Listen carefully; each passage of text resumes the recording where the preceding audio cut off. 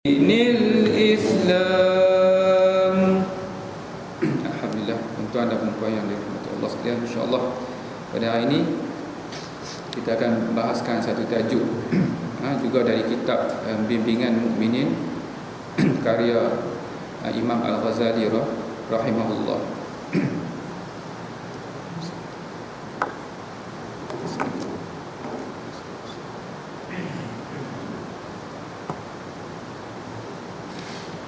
Iaitu bertajuk Al-Ghibah, yang ni mengumpat. Jadi tuan-tuan dan puan sekalian, mungkin ramai di kalangan kita yang rasa dah tahu tentang isu mengumpat ni. Jadi walau bagaimanapun, kalau kita tengok perbahasan dalam kitab Imam Al-Ghazali, khususnya daripada Imam Al-Ghazali sendiri, maka kita akan dapati perbahasan yang amat detail, perbahasan yang amat jelas, perbahasan yang amat menyeluruh, yang kadang-kadang kita susah nak jumpa perbahasan ini daripada ulama-ulama yang lain. Jadi insya-Allah kita tengok bab mengumpat ni. Kalau tuan-tuan tengok bab mengumpat ni, dia duduk dalam bahagian al-muhlikat. Al-muhlikat ni dia ada dua bahagian, iaitu al-munjiyat dan al-muhlikat. Al-munjiyat ni maksudnya yang membebaskan. Kalau kita bincang tentang istighfar, tentang taubat, dia duduk dalam al-munjiyat, iaitu yang membebaskan kita daripada api neraka. Tapi yang mengumpat ini, dia duduk dalam bahagian al-muhlikat, iaitu perkara-perkara yang mencelakakan kita. Jadi bila tuan-tuan nak mengumpat ni, tuan-tuan jagalah. Maksudnya sebab mengumpat ini menjatuhkan kita dalam kecelakaan. Jadi kita nak tengok apa itu mengumpat. Kadang-kadang kita budaya kita, kadang-kadang kita tak sangka itu mengumpat. Kadang-kadang kita cakap belapi, kita tak sebut nama. Adakah itu terkeluar daripada mengumpat? Jadi kadang-kadang itu yang berlaku. Kita angkat, kita puji, lepas itu kita hampuk. Orang tahu apa? Panggil, angkat-angkat. Saya suka dengan dia, tapi main tapi itu dia masuk mengumpat maksudnya. Kadang-kadang itu budaya kita. Jadi kita akan tengok bagaimana perbahasan Imam Al-Ghazali tentang mengumpat ini. Biasanya style Imam Al-Ghazali ini, dia akan bawa ayat Quran dan hadis sebagai sandaran dan hujah dia. Biasanya ayat yang berkaitan dengan mengumpat ni, ayat daripada surah Al-Hujurat ayat 12. Bismillahirrahmanirrahim. ولا يغتب بعضكم بعضا أيحب أحدكم أن يأكل لحم أخيه ميتا فكرهتموه. Dan janganlah setengah kamu mengumpat setengah yang lain. Jadi hukum mengumpat, tuan-tuan sekalian, hukum mengumpat asal by principle hukum dia haram. Atas itu yang bab makan, bab minum ni, hukum asal dia harus. Mengumpat ni, hukum asal nak mengumpat je haram dulu. Jadi bila ada haram ni, tuan-tuan sekalian, sekurang-kurangnya secara umumnya dua perkara saja yang boleh mengubah hukum haram jadi harus. Jadi bila tuan-tuan nak mengumpat, tuan-tuan kena tanya, sebab apa tujuan mengumpat ni? Jadi ada dua keadaan saja yang membolehkan kita ubah hukum haram jadi harus. Ini dia punya kaedah dia. Mana-mana secara prinsipnya umum benda haram jadi harus kerana dua keadaan ataupun dua perkara ni. Yang pertama, darurat. Saya nak mengumpat dia ni, darurat. Kalau tuan-tuan sampai peringkat darurat, go ahead, maksudnya proceed. Tapi tanya, sebab waktu saya tu bincang bab mengumpat ni, datang WhatsApp kan, tentang statement-statement sami value yang kelakar. Sami value statement dia banyak yang kelakar-kelakar. Jadi pakat dia kongsi WhatsApp, kongsi share apa semua, pakat dia gelap.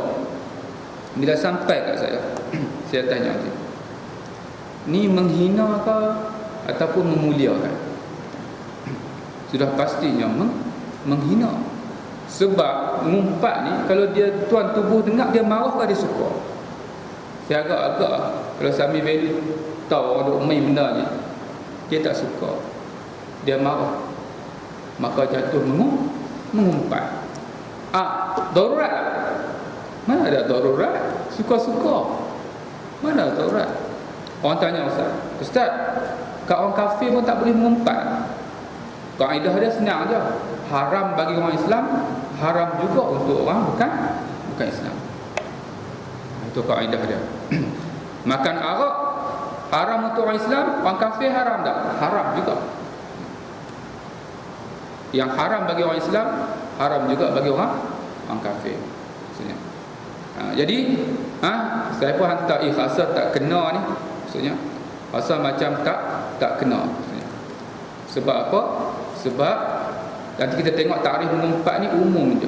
Bila mana kita menyebut keaiban sesuatu perkara, kawan kita ataupun orang lain tidak suka, maka dia jatuh mengumpat. Jadi hukum dia haram. Jadi yang boleh, yang mengharuskan hukum haram ada dua. Yang pertama darurat. Yang kedua iaitu haram, tapi kita buat benda haram ini untuk nak menghalang haram yang lebih besar. Bila bertembung dua haram, tak ada pilihan dah, maka buat haram yang kecil untuk nak menghalang haram yang lebih besar. Haram-haram ni tuan-tuan sekalian dalam bahasa Inggeris harm, buang kan? Harm. Kalau bertembung two harms, choose the lesser one. Pilih yang kecil. Ni kaedah fiqh. Dia bagi contoh, misalnya kalau kawasan ni dua-dua calon Cina, dan di pilihan raya dua-dua calon Cina, ada pilihan lain tak ada. Jadi ramai orang Melayu tak keluar mengundi sebab dua-dua ham. Dua-dua ham. Tuan-tuan kena tengok, ada ham besar, ada ham kecil. Kita keluar pilih ham kecil. Kalau kita tak pilih, naik ham besar, Tuhan tanya, kau buat apa?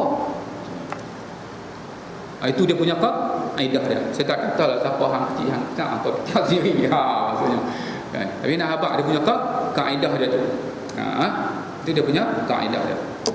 Jadi dalam dua keadaan ni, pertama iaitu darurat, yang kedua untuk menghalang kemudaratan yang lebih besar. Maka pada ketika itu dibolehkan. Jadi seterusnya nak bagi tahu kata jijiknya mengumpat ni, Allah Ta'ala sebut dalam Al-Quran, adakah seseorang kamu suka memakan daging saudaranya yang telah mati? Kita ni tuan-tuan sekalian, kita ni makhluk visual.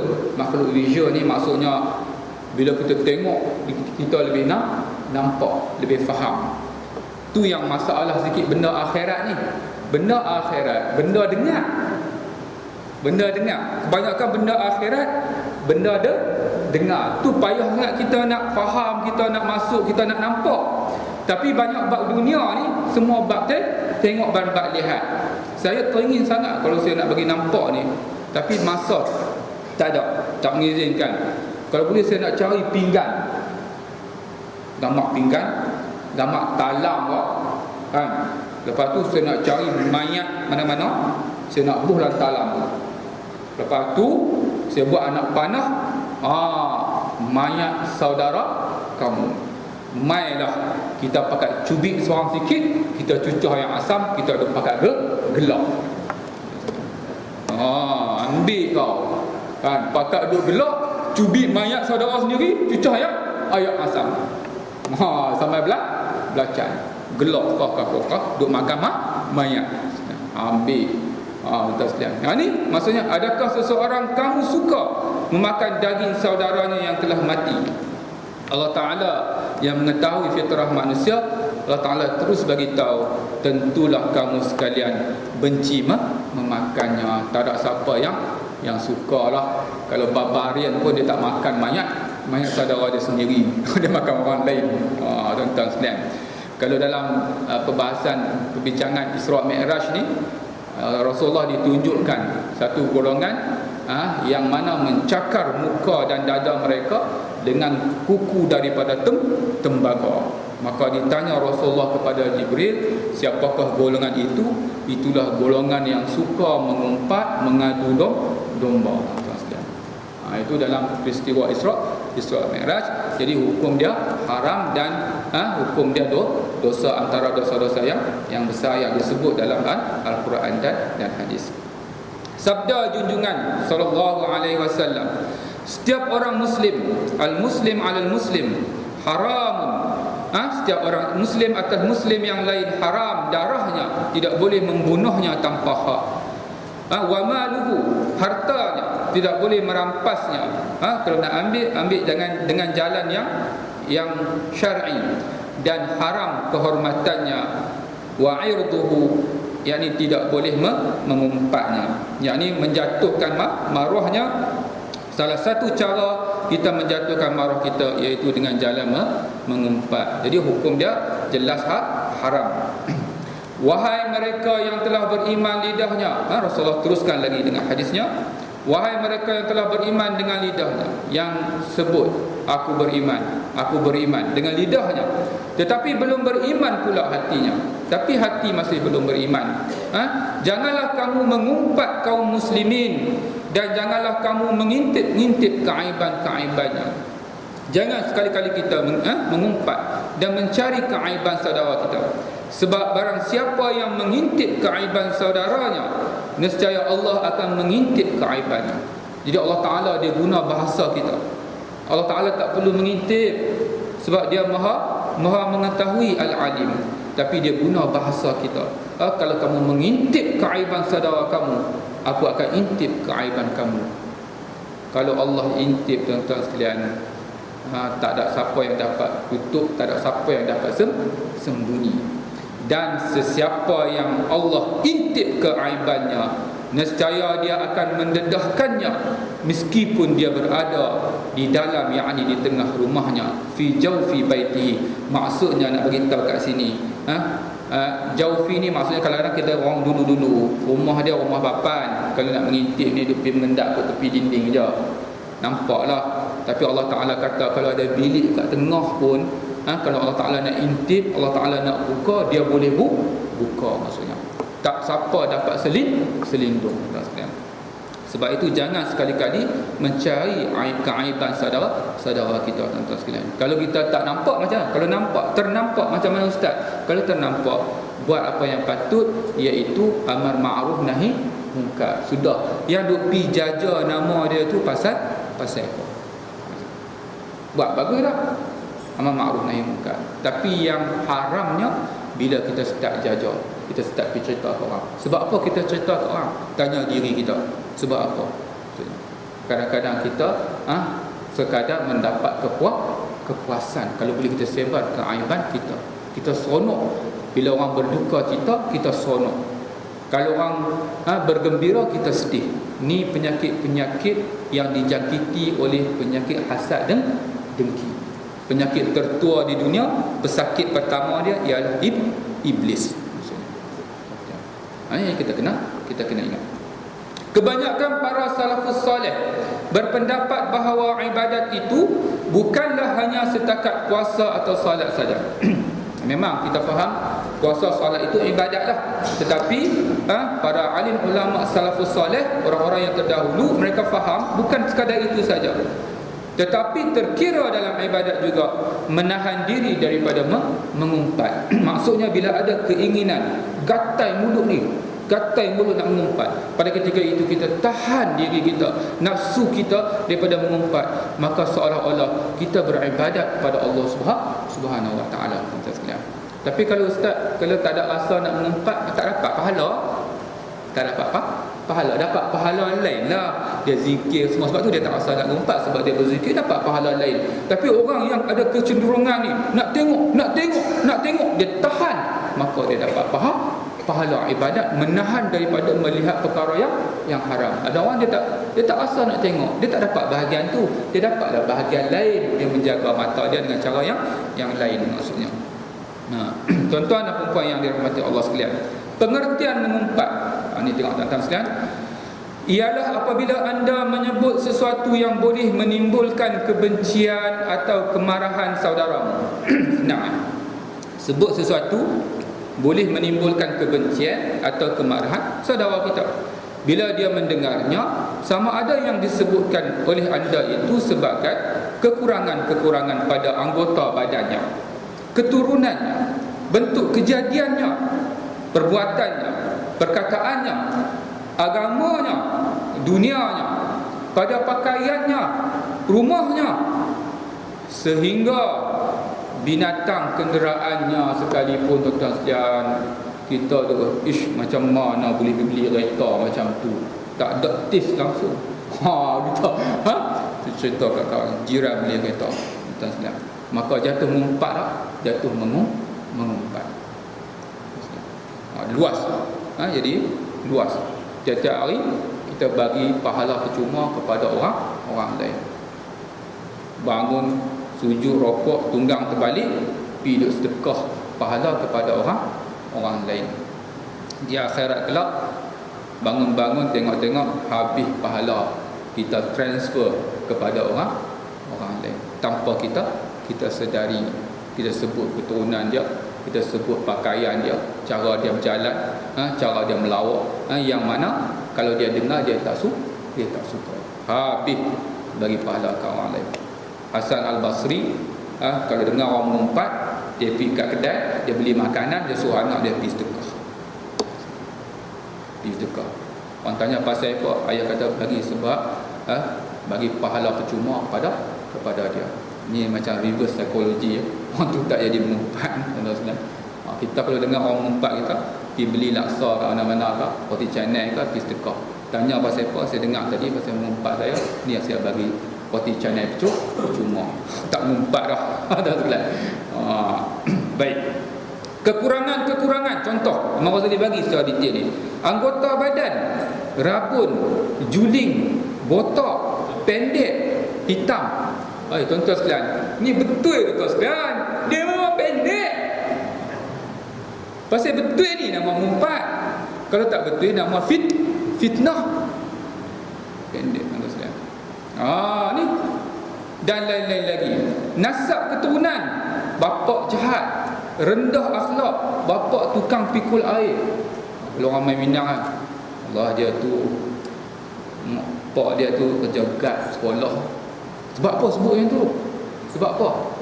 Kalau ada apa? Keinginan untuk menghina, mengaibkan, maka jatuh mengumpat. Dan lain-lain lagi. Bentuk dan perangainya, hodoh, sombong, pengecut, baran dan lain-lain. Perbuatan urusan keduniaannya, kurang ajar, tidak mengendahkan orang, banyak mulut. Banyak mulut. Dia tu jaga-jaga mulut dia. Mulut apa? Mulutmu murat. Besar temboloknya. Kan, kalau hampa nak jemput dia, jaga-jaga. 3 pinggan kira dia seorang. Tu dia tak bawa satu batalion dia lagi. Tentu semua jenis makan kuat. Tu orang panggil besar tu tembolok je. Banyak tidur, tidak bijak menyesuaikan diri dan lain-lain lagi. Perbuatan urusan keagamaannya, zalim, cuai sembahyangnya, ambil ringan bab-bab najis, menderhaka kepada ibu bapa dan lain-lain lagi. Pakaiannya, lengan bajunya terlalu panjang, seluarnya terlalu labuh, bajunya kotor dan lain-lain lagi. Biasa tuan-tuan sekalian, benar ni kita disebut kesimpulannya. Ghibah itu, mengumpat itu terangkum dalam sabda junjungan sallallahu alaihi wasallam, al-ghibah zikruka, iaitu bila anda menyebut perihal saudaramu dengan sesuatu yang dibencinya. Senang takrif dia. Menyebut sesuatu perihal saudara kita yang dia benci, maka jatuh mengumpat. Yang dilarang ialah menyebut perihal saudaramu dengan lidah. Ini Imam Ghazali nak bagi tahu. Kadang-kadang dalam hadis ni dia sebut menyebut. Adakah menyebut saja? Kalau isyarat macam mana? Kalau kita buat dalam bentuk bisik-bisik macam mana? Kalau buat dalam bentuk terang macam mana? Kalau kita buat dalam bentuk selain daripada sebut bagaimana? Jadi nak bagi tahu, yang dilarang yang Nabi sebut itu menyebut perihal saudaramu dengan lidah, sebab dengan sebutan anda dapat menyampaikan kekurangan-kekurangan saudaramu dan mendedahkan perkara-perkara yang dibencinya. Jadi Dia punya jis dia punya asasnya. Dengan sebab perbuatan kita tersebar keaiban saudara kita. Oleh yang demikian, membuat sindiran itu samalah seperti berkata terang-terangan, perbuatan samalah seperti perkataan. Maksudnya dalam keadaan yang bagaimana sekalipun, dengan tersebarnya keaiban saudara kita, maka dinamakan sebagai mengumpat. Mengisyarat samalah seperti mengangguk, berkelip mata samalah seperti berbisik, menulis samalah seperti gerak laku. Pendek kata, apa sahaja yang dilakukan menunjukkan kepada maksud ghibah, mengumpat, maka ia adalah dilarang dan dihukumkan haram. Menulis pun tuan-tuan sekalian, buat apa? Isyarat, tiru gaya laku, itu pun nama dia mengumpat. Ditanya kepada saya, bagaimana Ustaz program Raja Lawak? Tuan-tuan sekalian, kadang-kadang orang buat lawak ni yang menjadi seronok sekali, iaitu bila dia tiru gaya orang. Dia tiru gaya orang. Jadi tiru gaya siapa-siapa ni, gaya Mak Bedah, ni gaya Mak Minah sekalian. Kalau betul lah ada orang yang macam tu, jatuh aib dia tahu, maka jatuh mengumpat. Satu lagi pula, bila dia berlakon ni, dia suka yang laki-laki berpakaian seperti perempuan, yang perempuan berpakaian seperti laki-laki. Yang laki-laki jadi lembut, yang perempuan jadi keras. Ini Nabi laknat. Nabi laknat. Jadi kita, kalau kita duk pergi gelak pula, kurang-kurangnya perkara mungkar ni, kalau tak boleh dengan tangan pun, nak buat macam mana? Kita kalau buat apa, dekat tutup TV boleh lah, kan? Ataupun kita tegah dengan lidah kita, susah juga. Sekurang-kurangnya dengan hati. Tapi kalau kita duk kita yang duk gelak depan tu, ni kita tegah dengan apa? Jadi kita kena ingat. Satu lagi tuan-tuan sekalian, bila ditanya kita tentang lawak ni tuan-tuan sekalian, kena ada had lah, kena ada limit. Bukan tak boleh lawak langsung, tapi saya tak pernah jumpa lagi kajian yang menunjukkan ketawa dan lawak ini boleh mendekatkan diri kepada Allah Subhanahu wa taala. Gelak, ada tak kajian tuan-tuan jumpa, tuan-tuan beritahu kat saya, kajian menunjukkan gelak boleh mendekatkan diri kepada Allah? Tak pernah jumpa lagi tuan-tuan. Kalau tuan-tuan jumpa, tuan-tuan bagi saya nak cari sangat artikel tu kan. Lagi kuat gelak, lagi dekat dengan Allah. Gelak ke mana? Dia tak pernah jumpa. Sebab biasa kalau kita gelak kalau saya kat kampung gelak kat ubat, mak kata sekali iblis syaitan kat gunung jerai pun lari main. Dia main. Kalau kita gelak dia lari main. Apa syok sangat ni maksudnya. Dia bukan panggil Allah, dia panggil jin dan syaitan maksudnya. Tuan-tuan dan puan-puan yang dirahmati Allah sekalian, orang yang mengisyaratkan dengan tangannya perihal pendek atau panjangnya seseorang, yang pendek-pendek sikit, kita buat isyarat dengan tangan, ataupun dia meniru gaya jalannya, adalah ghibah yang dilarang. Menulis mengenai keaiban diri seseorang adalah ghibah juga, sebab kalam itu ganti lisan. Jadi dia di sana nanti di hujung nanti tuan-tuan sekalian, insya-Allah dia ada 6 keadaan di mana dibolehkan ghibah. 6 keadaan, insya-Allah kita akan sampai nanti 6 keadaan. Salah satunya misalnya tuan-tuan sekalian, saya baru ni ada seorang jemput ceramah di Taman Melati.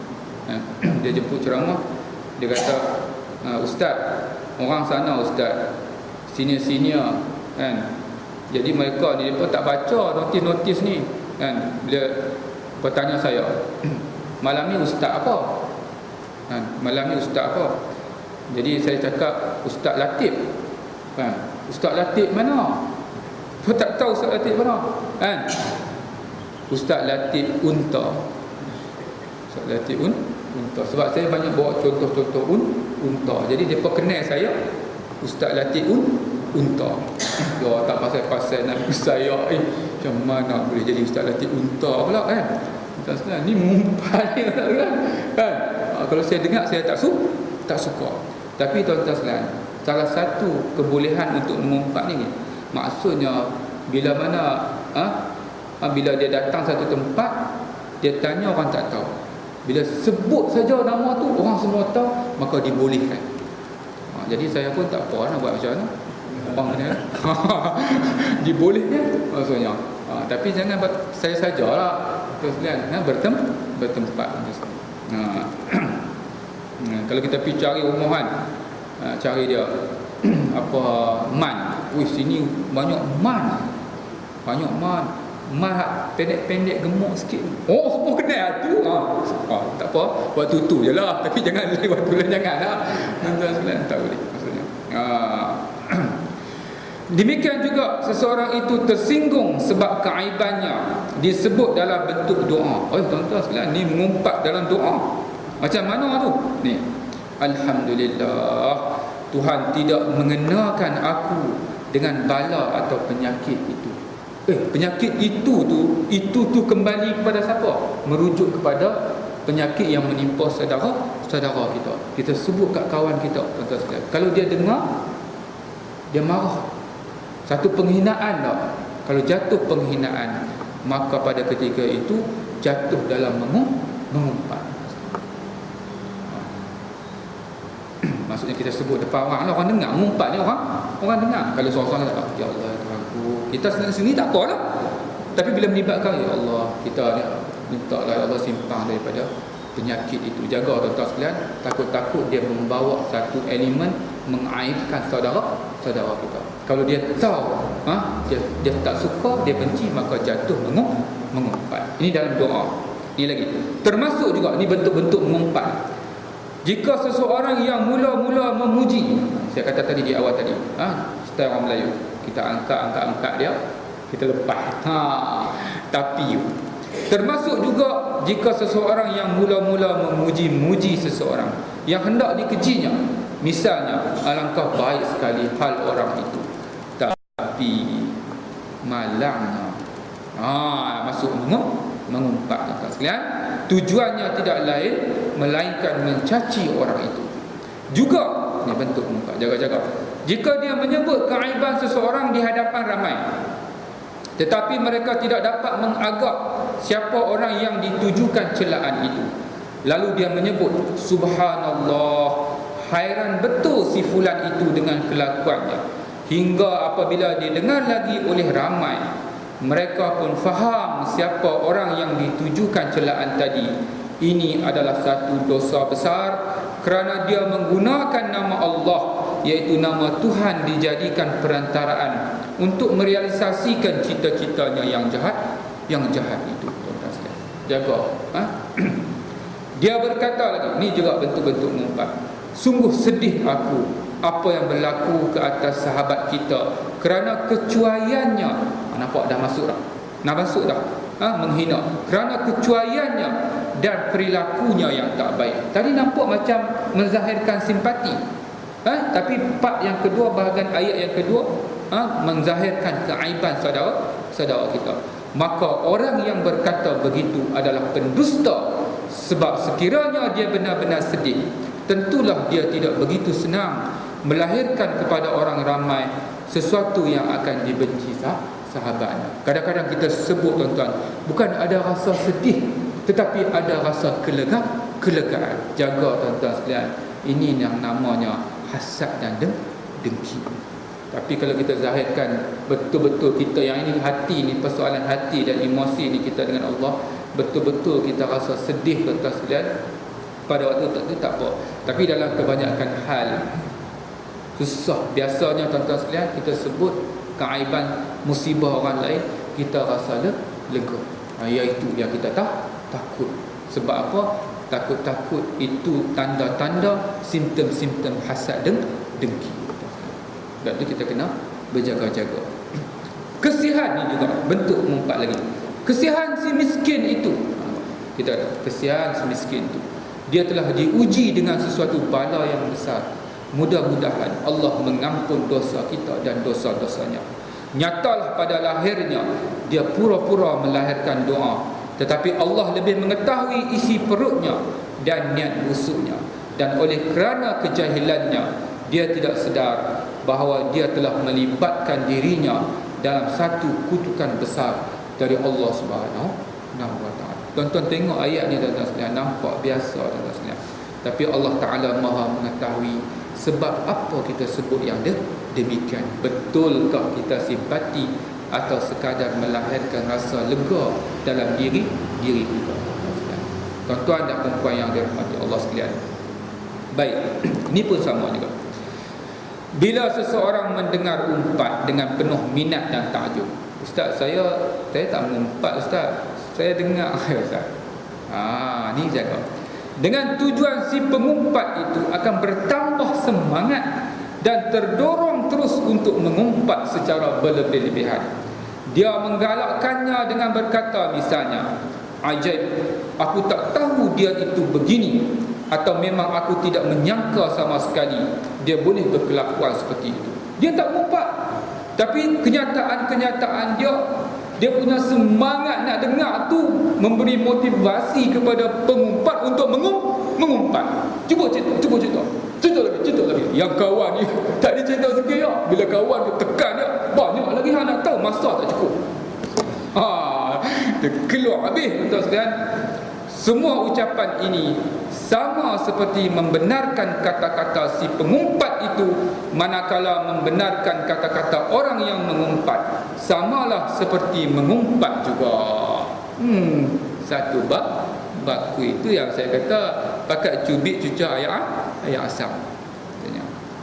Kaedah dia senang je. Kaedah dia innal mustami' syarikul mutakallim. Orang yang mendengar bersyarikat dengan orang yang bercakap. Ataskan. Dua-dua kena. Dua-dua kena. Walaupun dia dengar je, dia tak cakap, nanti satu bakui. Ini punya kaedah dia. Sedangkan orang yang mendengar sahaja tanpa membuat bantahan, turut bersyarikat sama, dia tetap menerima dosanya juga, kecuali jika dia mengingkarinya dengan lidah ataupun sekurang-kurangnya dengan hati, kalau dia takut akan orang itu. Kalau kadang-kadang orang yang atasan tuan-tuan sekalian, kalau kita takut, kita tak boleh dah nak tegur, takut ni majlis bos kita misalnya, pada waktu itu cukup dengan kita tegah dengan hati.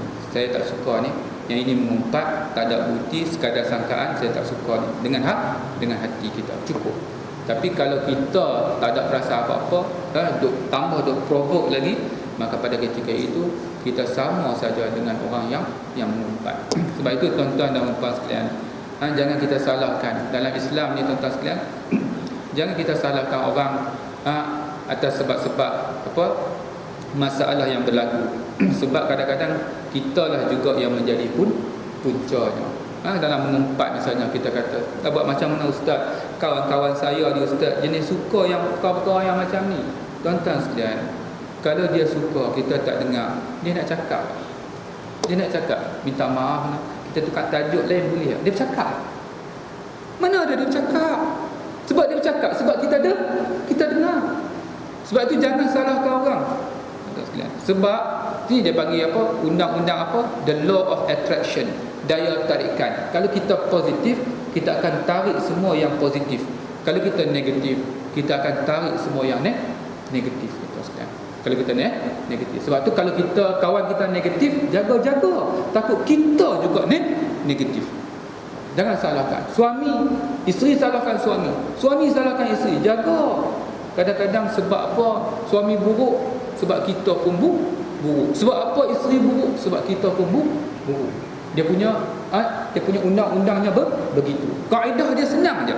Kaedah dia dalam bab muamalat dan tuan-tuan sekalian, pegang kaedah ni. InsyaAllah tuan-tuan akan tahu sebab apa tuan-tuan dapat macam tu. Kaedah dia al-jaza'u ala jinsil amal. Balasan ikut jenis amal. Kalau buat baik dibalas baik, buat jahat dibalas jahat.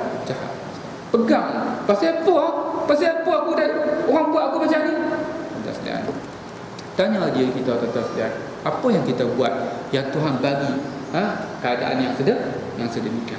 Jangan duk salahkan orang, sebab dia punya prinsip dia begitu. Ada seorang ustaz dia cerita tuan-tuan sekalian. Okay, kita nak sampai penghujung dah. Dia ni kata dia cerita lah, di hujung bulan ni dia bawa lah anak-anak dia tuan-tuan sekalian pergi makan kat restoran. Sebulan sekali dapat gaji bawa anak dia. Kita nak ni nak bagi tahu kat orang perempuan semua. Kadang-kadang orang lelaki ni, Allah, orang perempuan ni tak nampak, tak puji langsung. Susah nak puji suami kan. Jadi naik kereta bawa isteri kat belakang, ada sebelah isteri, sebelah anak-anak kat belakang pergi restoran. Mula-mula pergi hantar depa kat depan pintu restoran tu. Turun kat sini ayah nak pergi parking kereta.